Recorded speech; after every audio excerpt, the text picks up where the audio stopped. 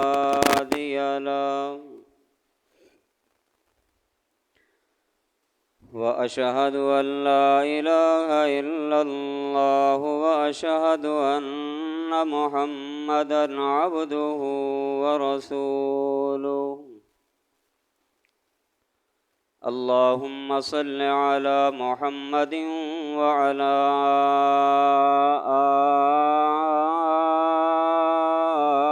آل محمد كما صليت على إبراهيم وعلى آل إبراهيم إنك حميد مجيد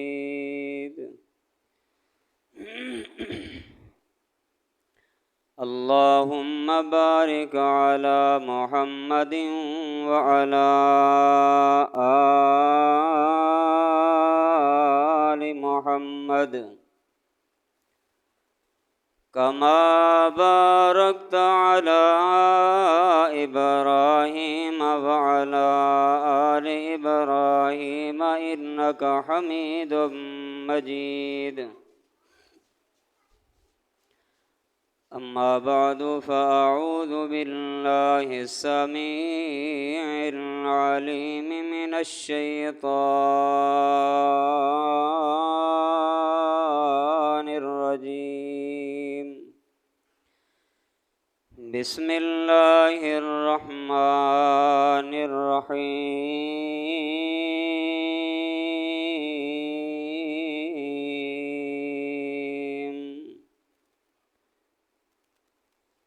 خذ من أموالهم صدقة تطهرهم وتزكيهم بها وصل عليهم إن صلاتك سكن لهم والله سميع عليم.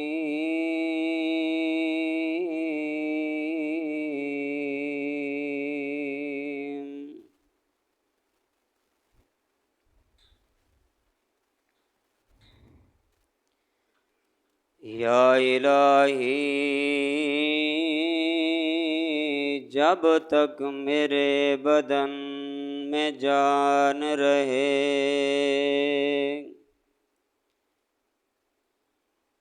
میری یہ تمنا ہے کہ میرے لب پہ تیرا قرآن رہے اور یہ بھی تمنا ہے کہ اس دنیا میں کوئی کام کر جاؤں الہی اگر توفیق مل جائے تو خدمت اسلام کر جاؤں آمین.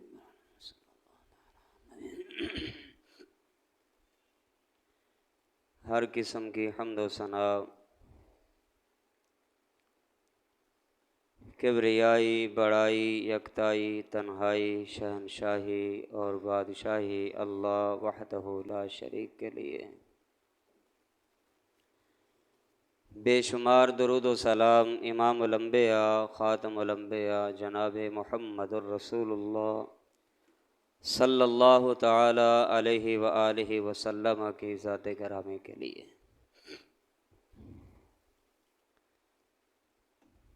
سیرت کا جب مطالعہ کیا جاتا ہے یہ بات نمایاں طور پر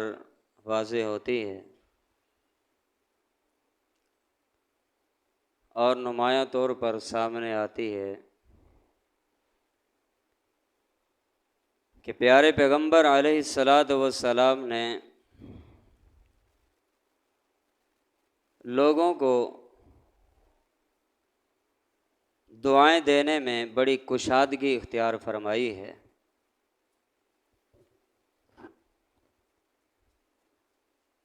جس شخص نے بھی جس انسان نے بھی آپ علیہ الصلاۃ والسلام کو دعا کے لیے کہا۔ پیارے پیغمبر علیہ الصلاۃ والسلام نے اس کے لیے دعا بڑی ہمدردی کے ساتھ دعا فرمائی ہے۔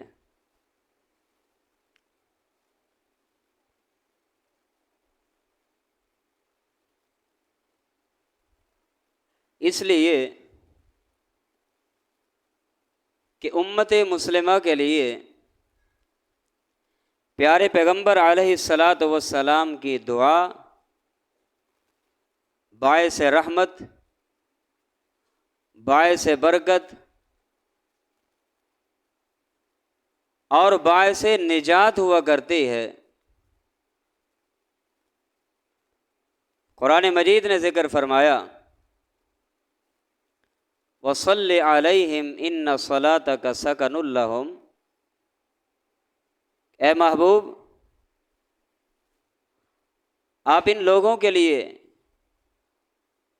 دعائیں کثرت کے ساتھ کیا کریں، اس لیے کہ إِنَّ صَلَاتَكَ سَكَنٌ لَّهُمْ، جب آپ اپنے امت کے لیے دعا کرتے ہیں اللہ آپ کی دعاؤں کے نتیجے میں ان کی پریشانیوں کا ازالہ فرما دیا کرتا ہے۔ جب آپ دعا کرتے ہیں آپ کی دعا کے نتیجے میں اللہ تعالی لوگوں کو برکتوں سے مالا مال فرما دیا کرتا ہے۔ صحیح مسلم کی حدیث ہے، غزوہ تبوک ہے، حضرات صحابہ کرام غزوہ تبوک میں حاضر ہو چکے ہیں، دشمن کے ساتھ مقابلہ ہونا ہے، سارے حضرات صحابہ کرام میدان میں جمع ہیں، اور یہ وہ موقع ہے کہ جس موقع پر حضرات صحابہ کرام کے لیے نہ تو پورا خورد و نوش کا اہتمام تھا، نہ ہی سفری سہولت کے لیے سواریوں کا اہتمام تھا، بندے زیادہ ہیں سواریاں کم ہیں، افراد زیادہ ہیں کھانے پینے کا انتظام کم ہے۔ اسی وجہ سے صحابہ کرام پیارے پیغمبر علیہ الصلاۃ والسلام کے پاس حاضر ہوئے اور آ کر کہتے ہیں محبوب لوگ بھوکے ہیں، کیا آپ اجازت دیتے ہیں کہ ہم اپنی بھوک کو مٹانے کے لیے اونٹوں کو نہر کر دیں اور ان کی بوٹیاں اور گوشت بنا کے ہم پکا کے کھائیں؟ آپ علیہ الصلاۃ والسلام نے فرمایا جاؤ، بھوک کا انتظام کرنا ہے،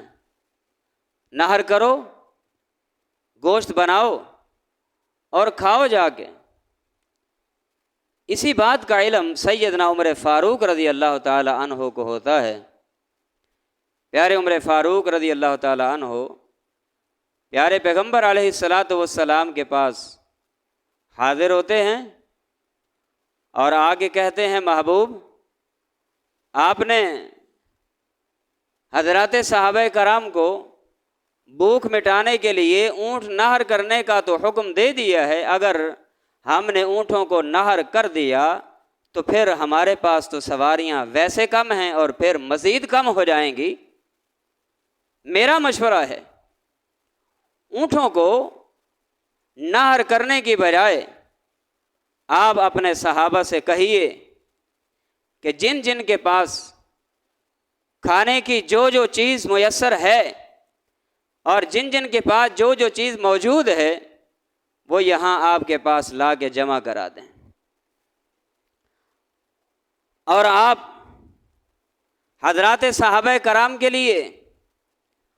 اور ان کے کھانے اور پینے کے حوالے سے آپ دعا فرمائیں گے اللہ ان کے تمام چیزوں میں برکتیں عطا فرمائے گا۔ آپ نے فرمایا عمر آپ کا مشورہ درست ہے۔ اللہ اکبر، آپ کی رائے ٹھیک ہے۔ آپ نے صحابہ کرام سے فرمایا جاؤ جن جن کے پاس جو جو چیز ہے لے کر آؤ۔ سارے لے کے آ گئے، جمع ہو گئی۔ پیارے پیغمبر علیہ الصلاۃ والسلام نے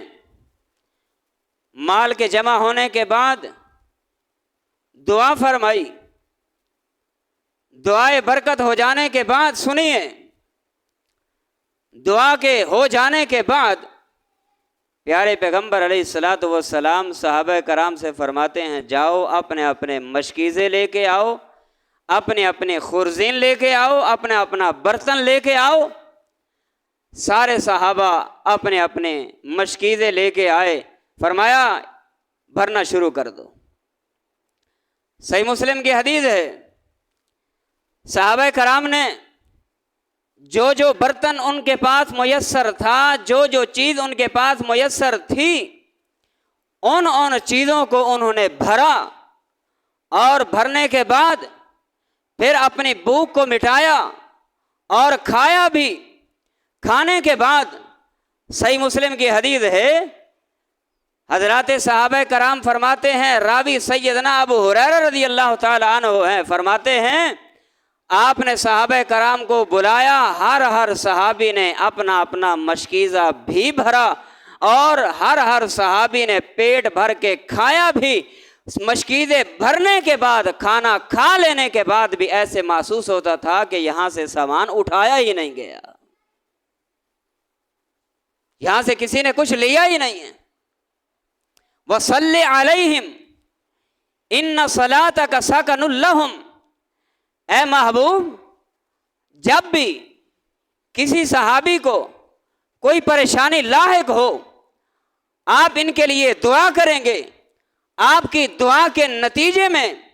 کوئی پریشان ہوگا، پریشانی کا مداوع ہوگا، کوئی مجبور ہوگا،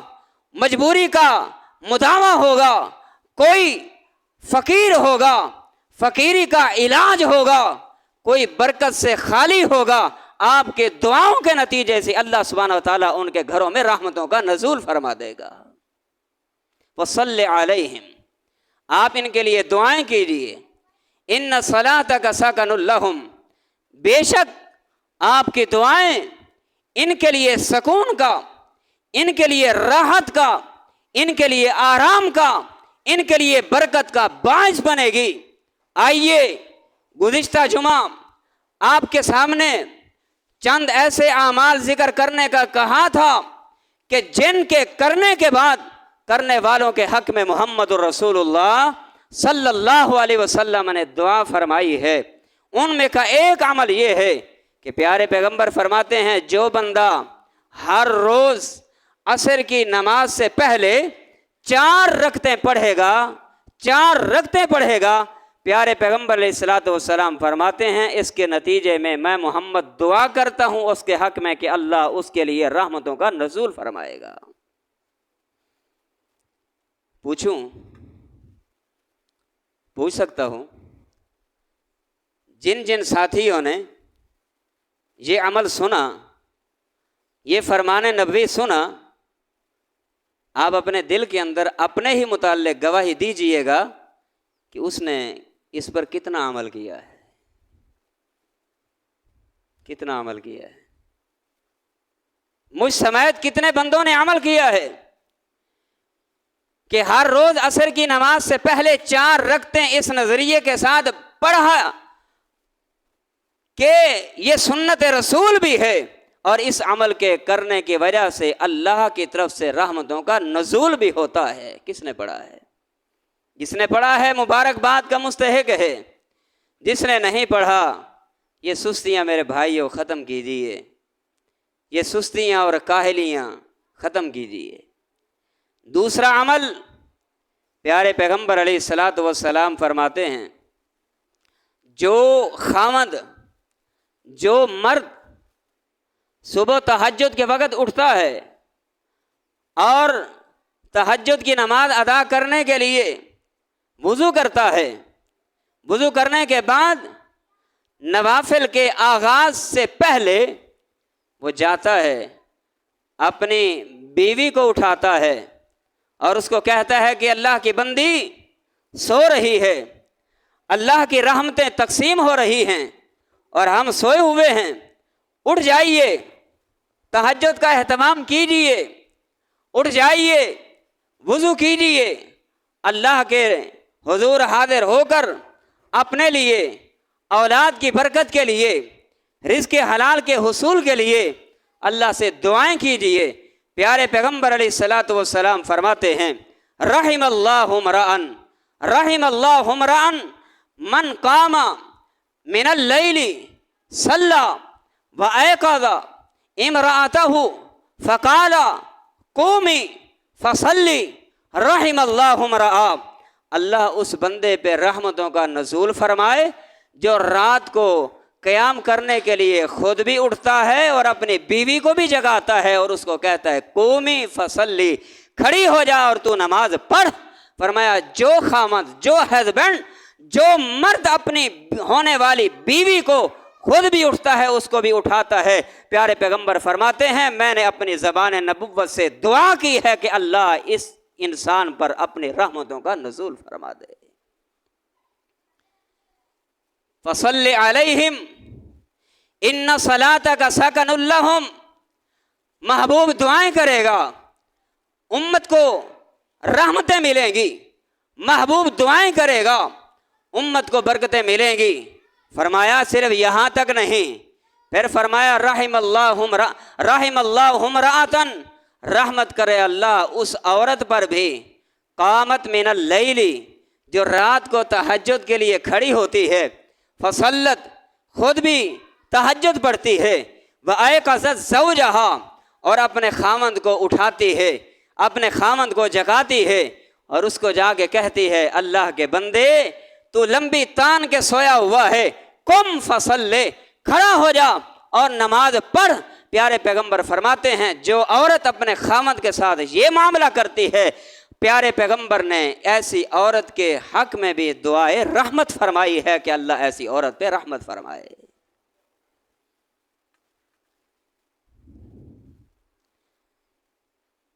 میں نے ایک کتاب کے اندر پڑھا کہ ایک خاتون، ایک اللہ کی بندی جس خاتون کا نام عمرہ ہے، عین میم را ہاں، اس کا نام عمرہ ہے، خود رات کے وقت اٹھتی ہے، نماز پڑھتی ہے، تہجد کا اہتمام کرتی ہے، ذکر اذکار کرتی ہے اور اپنے خامند کو اٹھاتی ہے اور کہتی ہے قم یا رجل، اے اللہ کے بندے لمبی تان کے سو گیا ہے، اٹھ جا، کھڑا ہو جا، ذہب اللیل وجاء النہار، رات جانے والی ہے، دن آنے والا ہے، رب کی رحمتیں تقسیم ہو رہی ہیں اور تو لمبی تان کے سویا ہوا ہے۔ میرے بھائیوں، جو مرد رات کے آخری پہر میں اٹھا، خود بھی پڑھتا ہے، بیوی کو جگاتا ہے، بچوں کو جگاتا ہے، رب کے رحمتوں کا نزول ہوتا ہے، اور جو عورت اٹھتی ہے، خود بھی پڑھتی ہے، بچوں کو اٹھاتی ہے، خامند کو جگاتی ہے، ایسے گھر میں اللہ کی رحمتوں کا نزول ہوتا ہے۔ آج ہم اور آل اپنے معاشرے کا وزٹ کریں، نظر ثانی کریں، ری چیکنگ کرنے کے بعد ہم اس رزلٹ تک پہنچیں گے، کوئی گھر ایسا نہیں کہ جس گھر کے اندر تہجد کا اہتمام کیا گیا ہو الا ماشاء اللہ۔ رحمتیں کہاں سے آئیں گی؟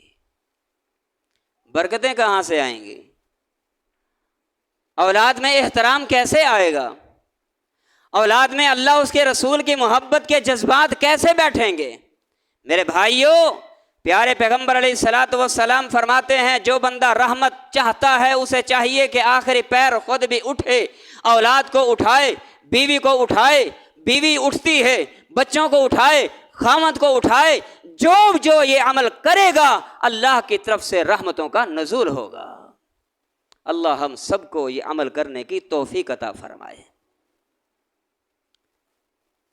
دو عمل۔ تیسرا عمل کہ جس عمل کرنے والے کے لیے امام الانبیاء صلی اللہ علیہ وسلم نے دعا فرمائی ہے، پیارے پیغمبر علیہ الصلوۃ والسلام فرماتے ہیں رحم اللہ عبدا سمحا اذا باع سمحا واذا اشترى سمحا واذا اقتضى سمحا، رحمتیں فرمائے اللہ تعالیٰ اس آدمی پر، اللہ تعالیٰ اس آدمی پر رحمتیں فرمائے جو لوگوں کے لیے آسانی کرتا ہے۔ جب چیز بیچتا ہے تو آسانی کرتا ہے، جب چیز خرید کرتا ہے تو آسانی کرتا ہے، جب کسی چیز کا تقاضا کرتا ہے تو آسانی کرتا ہے۔ صحیح بخاری کی حدیث ہے، پیارے پیغمبر فرماتے ہیں جو بندہ معاشرے میں رہ کر معاشرتی زندگی کو گزارتے ہوئے معاملات میں آسانی کرے گا، اللہ ایسے شخص کے اوپر رحمتوں کا نزول فرمائے گا۔ آپ کے پاس آپ کے محتاط کوئی نوکر کام کر رہا ہے، کوئی لیبر کام کر رہی ہے، شام کو آپ نے اس کو مزدوری دینی ہے، دن بھر میں اس نے کام کرنا ہے، شام کو آپ نے 5 بجے کے بعد اس کی مزدوری اور اجرت آپ نے دینی ہے۔ جب وہ کام کر رہا ہو آپ کا حق بنتا ہے کہ سمحن کا مزاج پیدا کرتے ہوئے اس نوکر کے لیے، اس ملازم کے لیے اور اس کام کرنے والے مزدور کے حق میں آپ آسانی کریں گے، اللہ سبحانہ تعالیٰ تمہارے حق میں آسانی فرمائے گا۔ کرو مہربانی تم اہل زمین پر، خدا مہربان ہوگا عرش بری پر۔ آج ہم 700 800 12 13 14 15